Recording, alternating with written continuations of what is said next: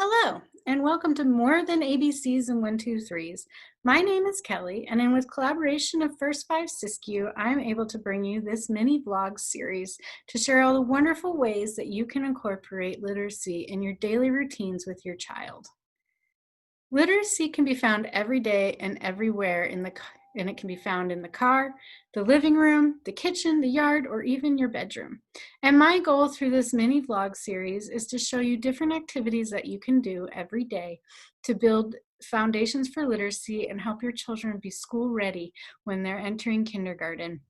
There are many ways to incorporate literacy that are cost effective or no cost, as well as fun and engaging. Because definitely play is your child's first form of learning. When children are engaged in play, they're engaged with imagination, whether it be an infant babbling or a toddler scribbling on a page or a preschooler playing puppet show. Play is the job of a young child. During play, children experience all kinds of different ways of imagining, and when they're playing, they're learning a different way of knowing, how they know the world and the ways the world work. So during this vlog series, we're going to engage with play as well. And my goal is to show you that there's lots of ways to play with your child that you might not have thought of that build their literacy skills. Whether it be an infant babbling with you, a toddler scribbling on a page, or a preschooler imagining their favorite story through puppet plays. And of course, there's always everyone singing a silly rhyming song. During these mini vlog series, we're going to take a deeper dive into 6 literacy areas. These literacy areas are concepts of print, phonological awareness, oral language, letter sound knowledge, comprehension, and writing. Each blog will make sure it covers each topic one at a time, providing you with several different activities that you can do with your child as their first teacher to instill the love of literacy and the love of learning how to write and read and make up silly sounds.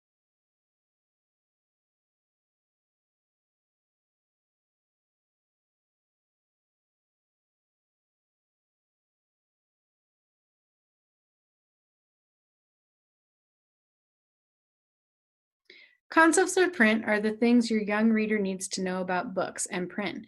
It may seem very basic, but children need to know that books have a front and a back, and they need to be shown that in English we read from left to right, and they have to understand that the letters on a page make up words and that the words have meaning, and that even pictures can go ahead and tell the story as well. Phonological awareness has to do with the ability to separate out and play with sounds within words without the use of written letters. When children have strong phonological awareness, they can recognize when words rhyme and they can come up with their own rhyming words. They can recognize when words start with the same sound, and then they can think of words that start with the same sound. They blend individual sounds together to form words and separate words into individual sounds that make them up. These skills will eventually help children use sounds when reading and writing. Oral language involves speaking and to communicate ideas and understandings when others speak. The strength of a children's oral language, such as their vocabulary and their ability to understand long sentences, has a significant impact on how well children will learn to read and write. Oral language is a very important part of literacy. Talk, talk, talk, sing, sing, sing, play, play, play. All of those things throughout oral language is really going to build your child's vocabulary. Letter sound knowledge refers to the knowing the names of sounds of letters. For example, letter sound knowledge means a child knows that this shape here is an M, and it's called the letter M, and it stands for the sound as at the beginning of moon. This can be tricky because there are 26 letters in the English alphabet that they can be combined or used alone to make about 44 different sounds. These skills are eventually to help children use letters to read the words that others have written and to represent the sounds that they hear when writing words. So they start to put the letters together when they know the sounds letters make. Comprehension has to be one of my favorite areas of literacy development. This is the time when you get to talk a lot with your children and ask them lots of open-ended questions so that they can begin to think about what the writing is or what the story is. Comprehension is working with the child to teach them what is the purpose of reading. It's the ability to make sense of a book or other piece of writing. When we comprehend, we think about what we know and think about what we already know and how it relates to what we're reading. We take our already known knowledge, put it together with the book, and come up with an understanding of what the book is trying to convey. Comprehension is one of my favorite areas of literacy development. This is a time when you get to ask lots of questions with your child and talk to them about what they think the story is talking about. This is a time to ask lots of open-ended questions about the book. Comprehension helps children understand and take what they already know and put it into the story. This is a time to understand what the author is trying to tell them in the story and understand that the writing has meaning.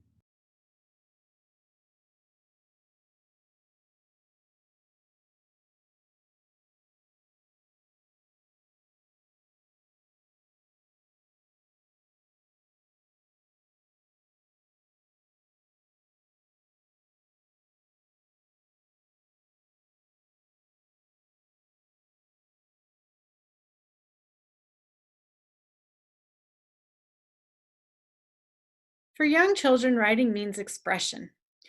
They are writing through drawing, scribbling, using formal, familiar letters that they already know, putting some letters that they already know together to form words, and then using sounds that they know to put some letters together to form words. They also take their best guess when they're writing, and this is a great first steps in their writing literacy development. There's different types of writing that children engage in, especially in our time of age. We have texting, we have emails, we have letter writing, note cards writing, lists, and there's much, much more. And when we get to this mini blog, we'll talk about different types of writing and ways that you can help your child express through writing. So those were our 6 literacy areas, and I look forward to sharing more about each one of these areas through the following mini vlog sessions. But I'm going to leave you with something to ponder until then. I encourage you to take some time to think about what your literacy history has been. Was your literacy history a component of your life? So I'm going to leave you with something to ponder until then. I encourage you to take some time and think about what has literacy been like in your life? What is your literacy history? Was literacy a component of your life growing up? What was your earliest memory with literacy? How has literacy been a part of your life now? Knowing about your own literacy history and feelings towards it will let you become more aware of how you incorporate it into your everyday life and let your child see how literacy is important to you.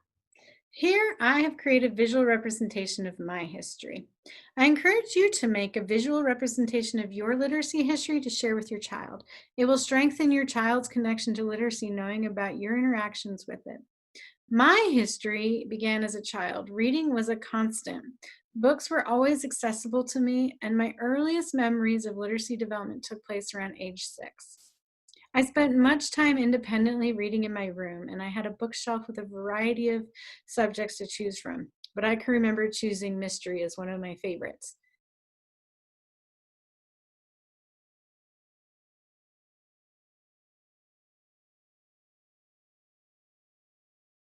When I was in school, we would have to read a story and then write a reflection on the story we read. Through that process, I really decided that I enjoyed writing a lot, and I would come home and make up my own writings. As you can see in the bottom left corner, it says expression of creative thinking. And there's an image of when I would write a story, do a puppet show. I would make my family come and watch my puppet show. I'd even go as far as making fake money for them to purchase fake tickets so that they could get entrance into my puppet show stories. It was a lot of fun, and I really appreciate my family being able to indulge in it. Maybe that could be a fun activity you do with your children. Now that I'm an adult, I really do enjoy reading. Sometimes I let life take over, and I don't always have the time to read that I would like. But right now, I'm working on trying to make a goal for myself of reading reading at least 30 minutes every day. So I encourage you, create a goal for yourself as an adult, not just for your children, but to read or do something literacy, maybe write a story. One of the best ways to help your children be engaged with books is to model it for them. When they see you reading, they're going to be interested in it as well. Remember, talk, read, sing, play every day. And if you are needing to build up your reading library with your child, please make sure to go ahead and get on with Dolly Parton's Imagination Library and sign up for the free book program. Each month you'll receive one free book for each child in your house according to their age. We also have the first5sisq.com website that's updated regularly. And we also have the First 5 Siskiyou Facebook page. So please make sure you check those out.